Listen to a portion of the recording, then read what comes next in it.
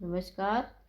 मैं प्रीति यार, मैं आज आपके लिए इस्मत चुगताई जी की कहानी गेंदा सुना रही हूँ। तो शुरू करते हैं कहानी गेंदा। जने ये झोपड़ी है ना। मैंने और गेंदा ने बालक मीरी की घनेदार झाड़ी के नीचे रेंगते हुए कल्पना की और हम दोनों झुके झुके दोनों हाथों से ज़मीन साफ करने लगे। ज़रा सी देर में पीली पीली मिट्टी के साफ और चिकने फर्श पर हम निहायत बेतकल्लुफ़ी से बैठे हुए थे। ज़रा सोच विचार के बाद अपना सबसे रुचिकर खेल दुल्हन दुल्हन खेलने लगे। गेंदा ने अपनी बदबूदार सुर्ख ओढ़नी का लंबा सा घूंघट मार लिया और सुकड़ कर बैठ गई। मैंने आहिस्ता से घूंघट उठाकर दुल्हन का मुंह देखा।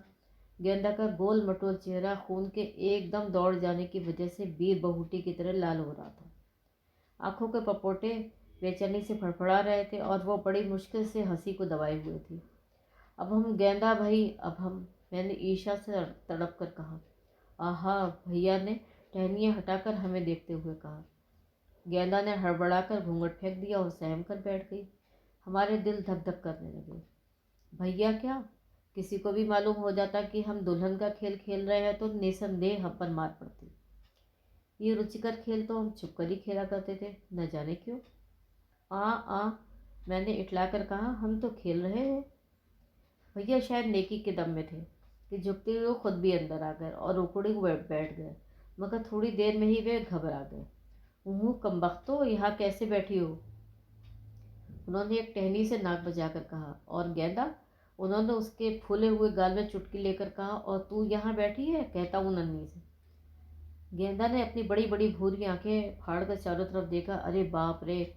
और वो अपना छोटा सा लहंगा संभाल कर भागने लगी। गेंदा तू मत जा, मैंने उसे पकड़कर मचलते हुए कहा। दादा मारेगा फिर? उसने भैया से डरते हुए कहा। नहीं मारेगा, तूने काम तो कर लिया। अच्छा बैठ, भैया ने नरमी से गेंदा को अपने पास घसीटते हुए कहा। मगर बीवी, तुझे ज़रूर पिटवाऊंगा। यहाँ ज़मीन में लोट लोट कर कपड़े गंदे कर रही है। कह देना मैं कोई डरती हूँ, मैंने डर कर कहा और कपड़े झाड़ने लगी। गेंदा, अरे वो गेंदिया आके मर गई, बहू की आवाज़ गूंजी और गेंदा भैया से हाथ छुड़ाकर तीर की तरह भागी। आन की आन में खेल बिगड़ गया और मैं भैया से उलझ पड़ी। और करती भी क्या है, जाओ यहाँ से, मैंने मिनमिनाकर कहा। भूतनी, उन्होंने घुटी हुई आवाज़ में दांत पीस कर कहा और एक धप मेरे लगाकर चल दिए। विधवा काहे को श्रृंगार करे? गेंदा ने दार्शनिकता से कहा। विधवा? मैंने सुर्ख ईंट को, जिसे मैं सिंदूर तैयार करने के लिए पत्थर पर घिस रही थी, कुर्ते से पोंछकर कहा। विधवा? हाँ, और कहा, हम विधवा हैं। मुझे ऐसे मालूम हुआ कि जैसे गेंदा ने बड़े गर्व से कहा। और हम? मैंने ईश्वर से कहा। तुम? वो घृणा से मुंह बनाने लगी। तुम तो कन्या ही हो। ही, उसने मजाक उड़ाया। मेरा दिल बैठ गया। गेंदा मुझे हमेशा तुच्छ समझती है। मैं मजाल है जो उसकी बराबरी कर पाऊँ। पिछले बैसाख में उसका ब्याह हुआ। सुर्ख सुर्ख कपड़े पहनाए गए, चमकते हुए चांदी के जेवर बिना किसी दूसरे की साझेदारी के उसकी मिल्कियत हो गए। और वो कई दिन तक छम छम करती इठलाती फिरी। मैं बेचारी किसी की गिनती में नहीं। टुकुर टुकुर मुंह देखना और बिल्ली की तरह उसके पीछे लगे रहना। कभी उसकी चूड़ियाँ गिनती, कभी उसके घुंघरू संभालती, कभी उसके झूठे गोटे का दुपट्टा ज़मीन पर लग जाने पर तड़प कर उठा लेती। अम्मा की ज़्यादती देखो, अगर मैं ज़रा लिहाफ का ही घूंघट निकाल कर बैठूं तो डांट लगाती हो। आखिर क्यों क्यों बिछौने खोद रही है? जैसे लिहाफ घूंघट के इस्तेमाल से ही फट जाएगा। जब कभी दोपट्टियाँ ओढ़ने लगूं और मांगू तो झड़क देती हैं। नहीं, किचन में लिथड़म को है ना है। यह माना मैं गेंदा से छोटी हूँ, मगर इतनी नन्ही भी नहीं कि दुल्हन न बन सकूं। मुझसे कहो तो सारी उम्र घूंघट निकाले बैठी रहूं और ज़रा भी जी न घबराए। आखिर मैं भी तो इंसान हूँ। गेंदा का मियाँ बरसात में मर गया। सारा घर दिन रात रोता पिटता रहा। गेंदा की तो चूड़ियाँ ही तोड़ दी गई, वो भी खूब रोई। हाँ, बेचारी गेंदा। सब उसको समझाते बुझाते और प्यार करते और मेरा घर में कोई नोटिस भी न लेता। हर बात में यही कि बस अभी बच्ची हूँ, अभी छोटी हूँ। खाक पड़े ऐसे छोटेपन को। आखिर कब तक छोटी रहूंगी? इतनी बड़ी तो हो ही गई कि नीली शलवार भी ऊंची हो गई और गुलाबी कमीज भी अब जो को दे दी गई। एक ज़रा सजने की कमीज़ थी और वो भी अब छोटी होगी। अच्छी अच्छी चीज़ों के लिए तो मैं डोंगरी हो जाती हूँ, और वैसे मतलब के वक्त तो मुझे सब छोटा बना देते हैं। ये सब अब तक मुझे मालूम है कि छोटी हूँ कि बड़ी। कुछ अजीब उलझन है। तुम तो श्रृंगार नहीं करती, मैंने बेकार दोहराया। जब पति ही मर जाए तो किस पर श्रृंगार करें। गेंदा ने सूफियाना लहजा अख्तियार कर लिया। मांग का सिंदूर, हाथ की चूड़ी पति के लिए ही होता है ना। उसने सुनी सुनाई बात को यकीन का रंग देने की कोशिश की। देख गेंदा, कितना ढेर सारा सिंदूर बन गया, मैंने पिसी हुई ईंट को उंगलियों में समेटते हुए कहा। गेंदा सिंदूर की ढेरी को एक मुकम्मल बेवा की तरह देखने लगी, लेकिन शीघ्र ही अब मुस्कुराने लगी। तू भाभी से न कहना, अच्छा जाओ, उसने आगे सरक कर कहा, और हम दोनों श्रृंगार के लिए तैयार हो गए। मैंने एक निपुण की तरह गेंदा के उलझे हुए बालों को मुश्किल से पानी से चिपकाया और उसमें सिंदूर भर दिया। आहा, गेंदा का चेहरा लाल लाल हो गया और उसने शर्माकर मुंह ओढ़नी में छुपा लिया। हंसते हंसते लौट गई। अरे अरे, मैंने उसे चेतावनी दी, सब बिगड़ जाएगा भाई, हम नहीं। लाओ अब तुम्हारे लगाऊं, गेंदा ने मेरे सर पर पानी चिपड़ कर कहा। और बिंदी, मैंने आंखों को झपका कर कहा। हाँ हाँ, और क्या, उसने इत्मीनान दिलाया। एक ज़रा सी देर में हम दोनों सिंदूर से मांग भर और बिंदियां लगा सिर पर ओढ़नियां मड़कर सलीके से एक कोने में बैठ गए और एक दूसरे का मुंह देख देख कर अपनी सुंदरता का अंदाज लगाकर शर्माना ही पड़ा। सामने से भैया नजर आए और गेंदा सुर्ख हो गई। हमने जल्दी जल्दी माथे की बिंदियां छुटा डाली और खिसियानी सी हंसी हंसने लगे। भैया मुझे ढकेल कर गेंदा के पास बैठ गए। वो शर्माने लगी। भैया ने दांत पीस कर दोनों गालों में चुटकी ली और वो ऊँ करके सुकड़ गई। ए है, ये क्या, भैया ने नफरत से पिसी हुई ईंट की ढेरी जूतों से बिखेर कर कहा। उनकी उजली कमीज भी खराब हो गई है। वो उसी पर चिढ़ बैठे थे। ये तो सिंदूर है, हमने बनाया है, मैंने गर्व से कहा। भैया उंगली से सिंदूर से खेलने लगे और पैर से गेंदा का पैर दबाया। ला मैं तेरे लगाऊं, भैया ने सिंदूर लेकर गेंदा के लगा दिया। ओ, उसने हथेली से सिंदूर छुटा दिया। भैया गेंदा तो विधवा है, वो सिंदूर कब लगाती है, मैंने अपनी काबिलियत जताई। लगाएगी कैसे नहीं चुड़ैल। और उन्होंने उसके दोनों हाथ पकड़कर उसे पीछे ढकेला। उसने अपना मुंह छुपा लिया। गेंदा, फिर मैं तुमसे बोलूँगा भी नहीं। और गेंदा ने आखिर को मुंह खोल ही दिया। भैया गेंदा भैया ने पास आकर सरक कर, ब्याह करेगी, हट। और वो शर्मा गई। मैं भी ईशा में शर्माने की कोशिश करने लगी। हम दोनों घंटों ब्याह की बातें करके शर्माया करते थे। भैया को तो वो बातें मालूम भी ना होंगी जो हमने आपा और नन्ही को करते हुए पलंग के नीचे छुपकर सुनी थी। हट। कैसी, भैया ने कोनी पर ठोका देकर कहा, करेगी ब्याह। बहू के छड़ों की झंकार की आवाज़ से हम तीनों चौंक पड़े। वो कुएं पर आ रही थी। गेंदा, उसने पुकारा और दूसरे क्षण हमारे सिरों पर आ गई। अरे राण, यहाँ बैठी है, चल स्त्री रहेगा। वो गुर्राई। गेंदा जल्दी से कतरा कर जाने लगी, मगर उसने लपक कर उसे जा लिया और बाल पकड़कर दो झटके दिए। और ये मांग चोटी तूने कैसे करी है, उसने धौल मार कर कहा। गेंदा गोता मारकर निकली, चली गई। मैं और भैया तड़प उठे। बहू से मेरे तन बदन में आग लगती थी। वो जब गेंदा को मारती तो मैं ज़रूर उसका कुछ ना कुछ नुकसान कर देती। आज भी जैसे ही उसकी आग बची, मैंने मुट्ठी भर राख उसके साफ सुथरे कलफ में झोंक दी और भैया के कॉलरों पर खराब स्त्री के कसूर में नत्था के दो झापड़ कसकर लगाए। सूंघो, गेंदा ने अपनी फटी हुई कुर्ती का गिरेबान मेरी नाक से लगा कर कहा। इत्तर कहाँ से आया, मैंने बिलबिला कर पूछा। भैया। और वो जोर से खिलखिलाने लगी। मैं भी ईशा में दबाकर हंस दी। भाई गेंदा, भैया ने बरामदे से पुकारा, ये कोट स्त्री के लिए ले जा। वो मेरी तरफ अर्थपूर्ण नज़रों से मुस्कुराती हुई चली गई। गेंदा ऐसे चली जा रही थी, लचकी जा रही हो जैसे मैं जब चलती थी तो धपाधप जैसे घोड़ा दौड़ जा रहा हो। और मैं तो मेरा जी घबराने लगा और मैं जलकर बाग में पानी देने की हौंदी में एक लकड़ी उठाकर घंगोलने लगी। सुबह की पीसी हुई ईंट का सिंदूर अभी तक वहीं पड़ा था। भैया ने गेंदा की इतर लगाया और मेरे लगाना भूल गए। भूल क्यों गए, जानबूझकर नहीं लगाया, हालांकि उनकी सगी बहन है। और गेंदा, वो तो उनकी कोई भी नहीं। मुझे भैया से नफरत हो गई और मैं जोर जोर से लकड़ी घुमाने लगी। हाँ हाँ, क्या करती हूँ बीवी, मेवाराम ने पीछे से आकर कहा। मैं अपौर से मेवाराम को देखने लगी। मेवा भी तो मेरा कोई नहीं है, मैंने सोचा, मगर मैं उसके हाथ देखकर उदास हो गई। क्या मजा जो कमबख्त ज़रा अपने हाथ मांझ कर मैल छुड़ाए। हर वक्त मिट्टी खोदता रहता है। मगर खैर मेवा, मैंने नरमी से कहा, ज़रा यहाँ। और मैं गौर से लकड़ी से चू रही बूंद से टपकते हुए देखती रही।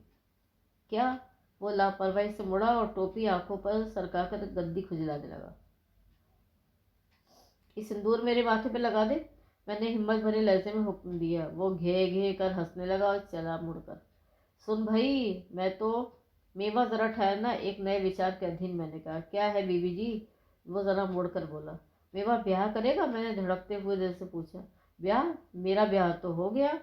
वो खुरपी का दस्ता पेड़ के तने से ठोकने लगा। कब? मैंने मुर्दा आवाज़ में कहा। अरे राम, मुद्दतें गुजर गईं। उसने ऐसे कहा जैसे कोई बात ही नहीं। अच्छा, तो तू विधवा है? मैंने फैसला किया। अरे नहीं, वो हंसने लगा। कौन? कोठरिया में मालिन बैठी है? क्या मालिन से तेरा ब्याह हुआ है? मैंने अचंभे से कहा। और वो चल दिया। अच्छा, तो वो बुढ़िया जिसे मैं मेवाराम की अम्मा समझती थी, वो उसकी बीवी है? कैसी अजीब दुनिया है, मैंने सोचा और हौदी में लकड़ी डालकर जोर जोर से घुमाने लगी। मैंने झुककर अपना गिरेबान सूंघा कि शायद वहाँ भी किसी इत्र की खुशबू हो। दूर दूर तक किसी खुशबू का नाम न था। हाँ, सवेरे जो सालन गिर गया था उसकी अलबत्ता निशान थी। मैं चिढ़ गई। गेंदा चुपके चुपके भैया के कमरे में तौलिया में लपेटे हुए रखने जा रही थी। मेरे दिल में खुदबुदी हुई और दबे पाँव बिल्ली की तरह मैं भी पहुंची और दराज में झांकने लगी। गेंदा फर्श पर बैठी कपड़े गिन गिन कर अलग कर रही थी। भैया कोने में खड़े सिर खुजा रहे थे। हट, गलत गिन रही है, भैया ने उसके दोनों हाथ पकड़कर कहा। उसने एक नज़र भैया को देखा और त्योरी पर बल डालकर हंस दी। उन्होंने उसे खींचा तो वो सुकड़कर दरी पर औंधे मुंह लेट गई और किसी तरह न उठी। भैया ने उसकी कमर में गुदगुदी की तो वो तड़प उठी। भैया ने आगे आए तो उसने एक थप्पड़ उनके गालों पर रसीद किया। अचंभा है कि मैं चौंक कर नीचे न गिर पड़ी। भैया के थप्पड़, जिनके डर से सारा घर कांपता है, गेंदा ने उन्हें थप्पड़ मार दिया। मैं भागने के लिए तैयार हो गई कि मैंने सोचा अब भैया ने उसका गला घोटा और तब घोटा। उन्होंने अचकचा कर उसके दोनों हाथ पकड़ लिया और अपनी तरफ घसीट लिया। मैंने सांस रोक ली, मगर अरे लो, मैं हैरानी और खौफ की मिली जुली भावनाओं से जख्मी होकर सरपट भागी और कमर के घने पेड़ के नीचे आकर दम लिया। मेरा कलेजा बल्लियों उछल रहा था, कानों में जैसे कोई इंजन चल रहा हो, बदन कांप रहा था, जुबान खुश्क हो गई थी। मैं देर तक इसी तरह डरी बैठी, आंखें बंद करके सोचा और फिर आंखें फाड़ फाड़ कर सोचा, मगर ख्वाब जो समझ में आया हो। आखिर क्यों मेरी समझ में इतनी ढेर सी बातें नहीं आती। खामोश और गर्म दोपहर में निढाल होकर अजीब अजीब पहेलियों से उलझती रही, एक भी तो हल ना हुई। रोना आने लगा, जैसे किसी ने मुझे खूब ही तो मारा हो। गेंदा बरामदे में से लपक कर उतरी। मैं समझ गई मेरे सवालों का जवाब वही दे सकती है। गेंदा मुझे कितनी बातें बताती थी। क्या हुआ? मैंने बेचैनी से पूछा। कुछ नहीं, वो मक्कारी से इतराई, मगर फौरन ही एक एकांत कोने में बैठकर हम दोनों अजीब अजीब बातें समझने की कोशिश करने लगे। गेंदा ने उफ़ कितनी बातें बताई। अरे मगर आखिर क्यों? मैंने सब कुछ सुनकर सोचा। गेंदा कलश चढ़ाने चली गई और फिर मैं ऐसी बैठी रह गई जैसे रास्ता गुम कर दिया हूँ। मैंने सोचा छोटी छोटी कमरखें बीनकर हार की ही बनाऊँ या फिर उस नाली को पूरा कर लूँ जिसे मैंने कल पानी देने के लिए खोदा था, या फिर एक नज़र बालक निधि की झड़ी के नीचे डालूं, या नहीं तो लाओ यही मालूम करूं कि तितरनी ने अंडे कहाँ देने शुरू करे हैं।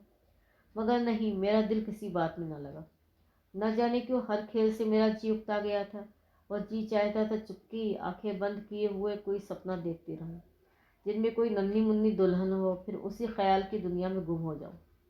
आखिर क्या करूं? गेंदा को देखूं, मगर मैं क्या करूं? मेवा के पाँव की चाप सुनाई दी और मैं जैसे चौंक पड़ी। एक ख्याल, एक उम्मीद की मिटी हुई सी झलक, और मैं ज़मीन पर दोनों हाथों से मुंह ढांप कर औंधी लग गई। बीवी जी, ज़मीन पर उठो उठो, उसने मुझे देखकर कहा। मुझे मालूम हुआ कोई मुझे उठा रहा है और मैं नहीं उठती। मेरी पीठ में किसी ने गुदगुदी की, मगर उठो नहीं तो कहता हूँ भैया से कपड़े मैले कर रही हो, उसने धमकी दी और वैसा ही लठ का लठ दूर खड़ा रहा। वो बड़ी लापरवाही से बांस की खपच्ची छिल रहा था, मगर उस अंदाज में नहीं जैसे भैया सर खुजा रहे थे। उठती हो कि सचमुच जाकर कह दूं? वो चला शिकायत करने। ज़रा सोचिए मेरा जी कैसे जला। सुअर, तू कौन होता है? आहा, मैंने चिनचिना कर कहा और एक पत्थर कस के उसके घुटने पर खींच के मारा। अरे बाप रे, ठहर तो जाओ, कैसा पिटवाता हूँ। दोपहर में या फिर घाम में घूमती हैं और रेत में लोटे लगाती हैं, और जो कुछ कहो तो ठहरो। और वो सी करते चला गया। ये मेवाराम सदा का ही ठस है, क्या मजाल जो मुझसे सीधे मुंह बात कर जावे। बड़ा वही तो है ना, मैं ऐसी जली की मोतिया की सारी कस्में कल में जो उसने घंटों की मेहनत के बाद लगाई थी, एक एक करके खसूट डाली। ऐसे इंसान का यही इलाज है, मैंने सोचा, और बिसूरती हुई अंदर भाग गई। कौन था जो मुझसे हमदर्दी करता? भैया ने तो कभी मुंह लगाया नहीं, अम्मा ने लाड़ ही ना किया। नतीजा ये हुआ कि बला की जिद्दी हो गई। स्वभाव में जो उलझन पैदा हुई तो सबसे ही बैर बांध लिया। बाजी अक्के आई तो उन्होंने मुझे अपने साथ ले जाने का इरादा किया, क्योंकि मैं दिन भर बाही तबाही घूमती थी और लड़ती फिरती थी। मुझे गेंदा के छूटने का बड़ा अफसोस था, मगर सफ़र की खुशी कुछ ऐसी सवार हुई कि सब कुछ भूल गई। गेंदा, भैया, मेवा और सारी बातें, पुरानी बातें 2 साल की मुद्दत में सपना हो गई। और जब मैं वापस आई तो दुनिया ही बदल गई थी। भैया दिल्ली भेज दिए गए थे, उनके कमरे में मेहमान ठहरते थे। मेवाराम निमोनिया से मर गया था, क्योंकि उसने अपनी मिट्टी से खेलने की आदत न छोड़ी और सर्दी लग गई। अचंभा है कि मैं खुशी और हैरानी से पागल न हो गई। और जब मैंने सुना कि गेंदा के बच्चा हुआ था तो खुशी प्रकट करने पर मुझे डांटा गया। मैं खाक न समझी कि क्यों। हाँ, इतना तो सुना, यह है बहुतेरी तो उसने कोशिश की, मगर वो तो मैंने आगे सुना कि नहीं कि शेखनी ने क्या कहा। यह है वो तो मारे डालता था, बड़ी आफतें उठी, बीबी ने कहा। मैंने फौरन उसे दिल्ली चलता किया। पढ़ने वाला बच्चा, ये नीच जात कमीनियाँ शरीफों को यूं ही। और फिर बावजूद सांस रोककर सुनने के आगे न समझ सकी। गेंदा का बच्चा? मैं बिस्तर पर लेटी बार बार दोहराने लगी। मुझे हैरानी पर हैरानी थी, मगर वो बच्चा आखिर क्यों? वो तो अगर सरकार को खबर हो जाती तो जाने क्या होता है। इसलिए तो मैंने जल्दी से उसे दफा कर दिया। मुझे बीवी की आवाज़ फिर सुनाई दी। अब मैं समझी। ओहो, मेरी नज़रों के सामने सारी बीती बातें सिनेमा की तस्वीरों की तरह फिर गई। मेरा दिल बैठने लगा, लेकिन फ़ौरन ही गेंदा के बच्चे को देखने के लिए मैं बेकरार हो गई। मेरी नज़रों में नन्हा मुन्ना सा बच्चा फिरने लगा, जैसा हमने रेल में लाहौर जाते वक्त देखा था। ज़रा सा बच्चा, मगर कितना प्यारा। हमारे यहाँ तो कोई भी बच्चा नहीं, कोई बच्चा मेहमान भी नहीं आता। मुझे गेंदा के बच्चे पर प्यार आने लगा। अंधेरे में मुझे ऐसा महसूस हुआ जैसे किसी के नन्हे हाथ मेरी ठोड़ी और गर्दन पर रेंग रहे हैं। मैं चुपके लेटी रही कि कहीं वो छोटी छोटी फरिश्तों जैसी उंगलियां मेरे हिलने डुलने से भाग न जाए। रात को सपने में बच्चे ही बच्चे, सैकड़ों बच्चे, अजीब अजीब शक्लों के, गेंदा की शक्ल के, मेरी शक्ल के, भैया की शक्ल के, यहाँ तक कि मरे हुए मेवाराम की शक्ल के। सैकड़ों बच्चे बिलबिल करते, कुछ बालों वाले, गोल मटोल से, ज़रा ज़रा से हाथ, रेत के से बेशुमार जर्रों की तरह सारे ब्रह्मांड में बिखरे हुए थे। सुबह मैं छुपकर गेंदा गेंदा के बच्चे को देखने चली गई। गेंदा अपनी कोठरी के दरवाजे की तरफ पीठ किए हुए झुकी हुई कुछ कर रही थी। मेरे पैरों की चाप सुनकर वो चौंक पड़ी और डरकर मुझे देखने लगी, और जल्दी से उसने अपने कपड़े समेट लिए। मैंने जाकर देखा कि एक बहुत ही छोटा सा अधनंगा इंसान उसके घुटने पर पड़ा अपना कलहिया सा मुँह फाड़ रहा है। वही कितना मुन्ना सा है, मैंने उसके पास उकड़ू बैठते हुए कहा। गेंदा कितनी दुबली हुई थी, जैसे लकड़ी, घबराई हुई थी। उसने मेरी तरफ से मुंह फेर लिया। हाय, जान है तेरा बच्चा तो, मैंने खुशी से चीख कर कहा और ज़मीन पर बैठ गई। जी चाहा गेंदा और उसके बच्चे को उठाकर कलेजे से लगा लूं। मुझे न जाने क्यों रोना आने लगा। गेंदा, ज़रा मुझे दे दे, मैंने हाथ बढ़ाकर कहा, मगर वो खामोश बैठी अपने आंसू पोंछती रही। अरे, रो रही है तू? मुझे तो रुदन आने लगा। एक तो गुड्डू सा बच्चा है और फिर रो रही है। ला, मुझे दे दे। वो सिर झुकाए मुंह पोंछती रही और बच्चे को छुआ तक नहीं। मैंने चाहा बच्चे को गोद में ले लूं। वो तो ऐसा गिलगिला जैसे गोश्त की बोटी, और किसी तरह न उठा। ओह गेंदी, ज़रा उठाने दे, मैंने अपने पुराने खुशामद भरे अंदाज में कहा। गेंदा ने मुझे गौर से देखा, जैसे वो मेरी आंखों में कुछ तलाश रही हो। शायद जो कुछ वो ढूंढ रही थी वो उसे मिल गया। उसने ऐसी आसानी से बच्चे को उठाकर मुझे दे दिया कि मैं उसकी अभ्यस्तता पर हैरान हो गई, जैसे रुई का गोला, हल्का फुल्का दुबला सा बच्चा। मैं उसे टाट पर लिए बैठी रही, और गेंदा ने मुझे लाखों करोड़ों अजीब अजीब बातें बताई।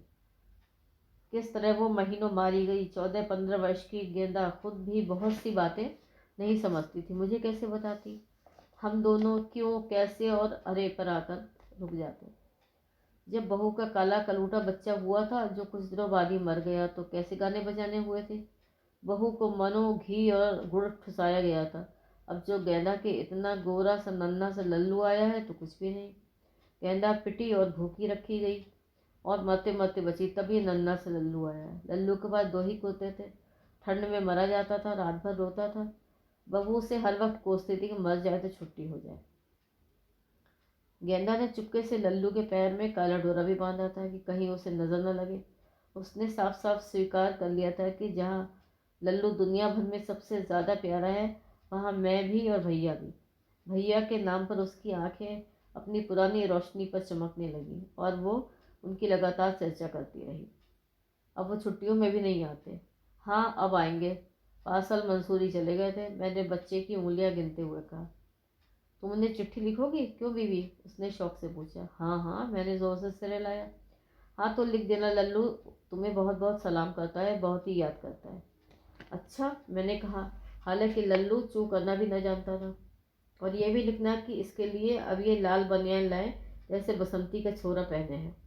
और यह है कि उसने शोक भरी नज़रों से शून्य में देखते हुए कहा, अब की बार छुट्टियों में 2-4 दिन के लिए ज़रूर आना। जैसे वो किसी से प्रार्थना कर रही हो और हल्के से हंसती। वो न जाने क्या क्या बकती रही और मैं लल्लू के बालों से खेलती रही। देख देख गेंदा, लल्लू कैसे चिचोड़ रहा है। आ आ, मैंने उंगली में गुदगुदी महसूस करके कहा। भूखा है। गेंदा शर्मा गई। ले वही, नहीं तो रो देगा फिर। गेंदा ने अपने दुबले पतले हाथों से बच्चे को उठा लिया और थोड़ी देर में उसे कलेजे से चिपटा लिया और साड़ी के पल्लू में मुंह छुपाकर हंसती रही। मैं बड़ी उत्सुकता से नन्हे लल्लू के पतले होठों को देखती रही और वो लंबी सांसों से दूध पीता रहा। नन्ही सी माँ फोड़ पने से उसे संभाल रही थी। तो ये थी आज की कहानी गेंदा। कहानी सुनने के लिए बहुत बहुत धन्यवाद।